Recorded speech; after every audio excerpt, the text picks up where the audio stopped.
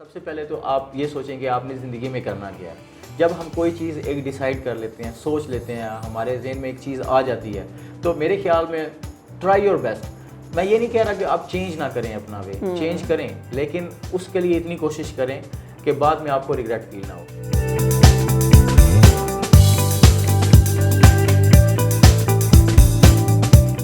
अस्सलाम वालेकुम एवरीवन, मैं हूं आपकी होस्ट माफिया मलिक। हम और आप विद PNY के एक न्यू शो के साथ।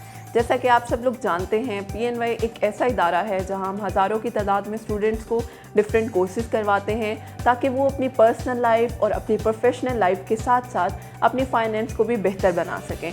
हमारे इस शो का मकसद ही यही है, हम आप तक ऐसी इन्फॉर्मेशन पहुंचाएं जो आपको बहुत ज़्यादा फ़ायदा पहुंचा सके और आपकी लाइफ में एक मुस्बत पहलू ऐड कर सके।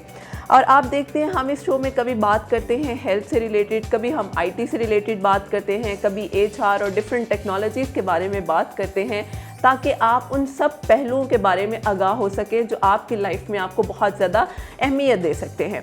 आज के हमारे जो गेस्ट हैं, हम उनसे बात करेंगे एक बड़े ही डिफरेंट पर्सपेक्टिव पे, उनकी सक्सेस स्टोरी के बारे में जानेंगे, जो कि पाकिस्तान के रहने वाले हैं लेकिन जापान में जाके किस तरह से एफर्ट करके उन्होंने अपनी PhD कंप्लीट की और इनकी PhD भी मेडिसिन में है और उसके साथ साथ रिसर्च साइंटिस्ट भी हैं। हम मुलाकात करते हैं डॉक्टर इश्तियाक साहब से। मैं वेलकम करती हूँ इन्हें अपने शो में। अस्सलाम वालेकुम सर, कैसे हैं आप? वालेकुम अस्सलाम, बहुत शुक्रिया आपका मुझे इनवाइट करने के लिए। Thank you so much sir. Sir, बड़ा ही वो एक नाम सुन के बड़ा मुश्किल वाली फीलिंग आती है जापान, क्योंकि वो चाइनीज़ से मिलता जुलता है। पहले तो बड़े मुश्किल अल्फाज होते हैं, इसलिए हम उसमें तो बात कर नहीं सकते, हम अपनी ही लैंग्वेज में बात करेंगे। सर, किस तरह से जर्नी स्टार्ट हुई, क्योंकि आप पाकिस्तान के रहने वाले हैं, तो ये इब्तिदा, ये जर्नी का इनिशिएटिव कहाँ से हुआ? सबसे पहले तो हमें ये बताएं। देखें, मेरे लिए एज अ मेडिकल डॉक्टर, जैसे आपने बताया कि मेरी PhD मेडिसिन में है, तो बैकग्राउंड भी मेरा मेडिसिन में है। तो अपनी बेसिक एजुकेशन यहाँ पे ख़त्म करने के बाद, MBBS ख़त्म करने के बाद मैंने हॉस्पिटल में काम स्टार्ट किया। तो मैंने देखा कि हमारे यहाँ पे कोई इतनी अच्छी रिसर्च नहीं हो रही और जिसकी बहुत ज़रूरत थी। मतलब कि टीचिंग इंस्टीट्यूट्स तो ठीक हैं, ट्रेनिंग भी ठीक है, सब कुछ अल्हम्दुलिल्लाह यहाँ पे काफ़ी हद तक ठीक है, तो रिसर्च में कोई काम नहीं हो रहा था। तो जब मैं 3rd-4th ईयर में था, तो मैंने बहुत सारे रिसर्च पेपर्स पढ़े और एक शौक़ भी था मेरा। तो मैंने मुख्तलिफ़ जगहों पे अप्लाई करना शुरू कर दिया, क्योंकि जब आप रिसर्च करना चाहते हैं तो आपको पहला स्टेप है कि PhD में दाखिला लें किसी भी अच्छी यूनिवर्सिटी में। तो मेरा एक शौक़ था कि मैं यूरोप जाऊँ या जापान जाऊँ या अमेरिका जाऊँ। तो मैंने काफ़ी ट्राई किया, बहुत स्ट्रगल थी इसके पीछे। बहुत सारे प्रोफेसर ने पहली ईमेल के बाद ही रिजेक्ट कर दिया और बहुत सारे प्रोफेसर ने तो रिप्लाई नहीं दिया। तो मेरे ख्याल में मैंने तकरीबन, अगर मैं यूरोप की सिर्फ बात करूं, तो तकरीबन 50-60 ईमेल्स की होंगी। मतलब कि पूरी कंसाइज ईमेल, ऐसे नहीं कि सिर्फ मैं एडमिशन लेना चाहता हूं तो मुझे बताएं, नहीं। उसमें CV, रिसर्च प्रपोजल और मोटिवेशन स्टेटमेंट, जो एक प्रोफेसर के लिए रिक्वायर्ड बहुत ज़रूरी है जी। तो वो तकरीबन जब मैं यहाँ से तकरीबन ऑलमोस्ट यूरोप की तरफ से ऑलमोस्ट जो ना हैंड वर्क कर चुका था। और सिर्फ एक प्रोफेसर ने, मुझे याद है कि वहाँ पे रिप्लाई किया था, वो भी फंडेड नहीं था, मतलब कि मुझे आई हैव टू पे। फिर मुझे एक मेरे टीचर थे यूनिवर्सिटी के, तो उन्होंने कहा कि आप जापान क्यों नहीं अप्लाई करते, ट्राई तो करें, जहाँ पे आप इतनी जगहों पे अप्लाई कर रहे हैं। तो उस वक्त ये था कि जापान तो एक बहुत मुश्किल जगह है और पता नहीं वहाँ पे होगा भी एडमिशन कि नहीं, ऐसे रिजेक्शन हो जाएगी।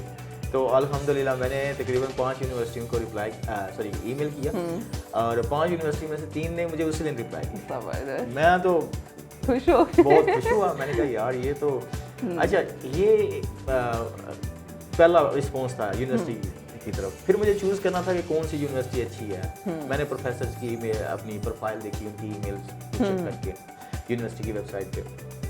तो इस तरह से एक प्रोफेसर मिले जो डायबिटीज़ पे काम कर रहे थे। मेरा इंटरेस्ट भी डायबिटीज़ पे था, क्योंकि हमारे पाकिस्तान में अगर मैं 5-7 साल पीछे भी बात कर लूँ तो हर दूसरा-तीसरा बंदा डायबिटिक है, ऐसे ही है। और स्पेशली टाइप 2 डायबिटीज़ जी।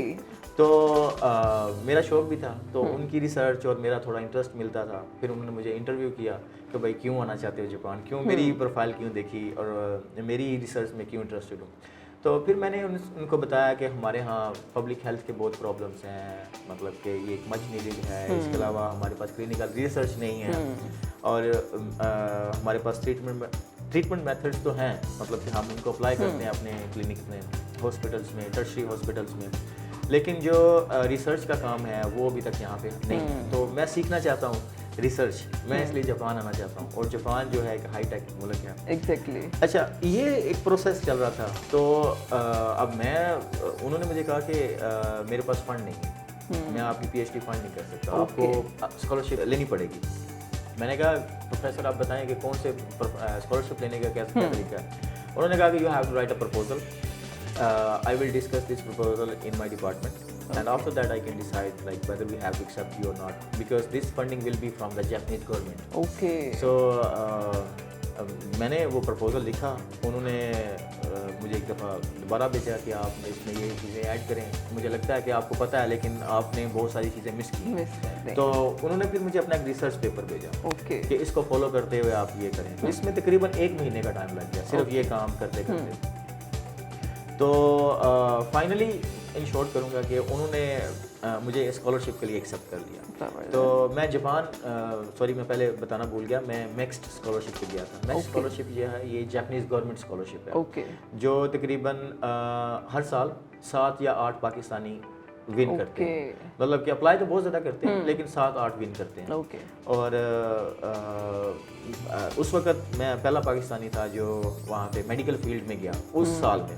अभी तो और भी लोग गए होंगे उसके बाद, लेकिन उस साल में मैं एक ही पाकिस्तानी था जो मेडिकल की फील्ड से रिलेटेड था। तो ये मतलब कि मेरी जर्नी थी थ्रू पीएचडी। तो ये जर्नी वैसे तो स्टार्ट में अगर मैं बात करूं यंगस्टर्स के पर्सपेक्टिव से, आपने अमेरिका में भी काफ़ी यूनिवर्सिटीज़ में अप्लाई किया, वहाँ एक नॉर्मल इंसान डिसहार्ट हो जाता है। जितनी यूनिवर्सिटीज़ में आपने अप्लाई किया, उसके बाद जापान, तो वहाँ एक वो लक भी कह सकते हैं और एक आपका वो टर्म उस तरह से लग गया। तो इस सारे प्रोसेस में कहीं आप डीमोटिवेट नहीं हुए, नहीं यार मैंने जाना ही नहीं है, मैं पाकिस्तान में रह के कुछ करने की कोशिश करता हूँ? मैं बहुत बार डीमोटिवेट हुआ जब भी रिजेक्शन ईमेल आती थी ना। सही बात है, रिजेक्शन आपको पता है कभी भी किसी को भी अच्छी नहीं लगती। तो मैं 1 मिनट के लिए सोचता था, मैं यार इतनी अच्छी यूनिवर्सिटी से MBBS किया है, इतनी अच्छी यूनिवर्सिटी से मैंने वो ख़त्म किया एजुकेशन, ठीक है, और ये क्या बकवास है। सीधी सी बात है कि मतलब कम से कम मुझसे पूछते, इंटरव्यू तो करें, लेकिन होता है ना अपने ज़हन में एक मतलब तो वो बड़ी दफ़ा ऐसा हुआ। लेकिन फिर ये है कि असल में मैं अपनी पीएचडी को फंड नहीं कर सकता था, सीधी सी बात बताऊँ। बहुत सारे स्टूडेंट्स होते हैं जो वो अपने फंड जनरेट कर लेते हैं, फैमिली सपोर्ट कर देती है। मेरे पास इस तरह का कोई सपोर्टिंग सिस्टम नहीं था। बड़ा ज़बरदस्त आपका डायरेक्शंस हैं, दोनों डायमेंशंस, और पाकिस्तान को भी फ़ायदा हो, जापानीज़ को भी फ़ायदा हो, तो ये बड़ा अच्छी बात है। हमारे पास वो चूँकि वक्त का थोड़ा सा कमी होती है, लेकिन हम कोशिश करते हैं हम बातें ढेर सारी करें। मैं लास्टली ये भी चाहूँगी कि आप स्पेशली हमारे यंगस्टर्स को बताएं, बड़ी आपकी लाइफ एक सक्सेस स्टोरी है, आपने हिम्मत नहीं हारी। इनिशिएटिव लेना बहुत मुश्किल होता है, लेकिन जब वंस आप एक तय कर लेते हैं तो वो आप करके छोड़ते हैं, जिस तरह से आपने भी किया। That's really big motivation for all of us. लेकिन मैं लास्टली चाहूँगी कि स्पेशली हमारे यूथ के लिए कोई मैसेज आप देना चाहें। यूथ के लिए मेरा मैसेज ये है कि सबसे पहले तो आप ये सोचें कि आपने ज़िंदगी में करना क्या है। जब हम कोई चीज़ एक डिसाइड कर लेते हैं, सोच लेते हैं, हमारे जहन में एक चीज़ आ जाती है, तो मेरे ख्याल में ट्राई योर बेस्ट। मैं ये नहीं कह रहा कि आप चेंज ना करें अपना वे, चेंज करें, लेकिन उसके लिए इतनी कोशिश करें कि बाद में आपको रिग्रेट फील ना हो।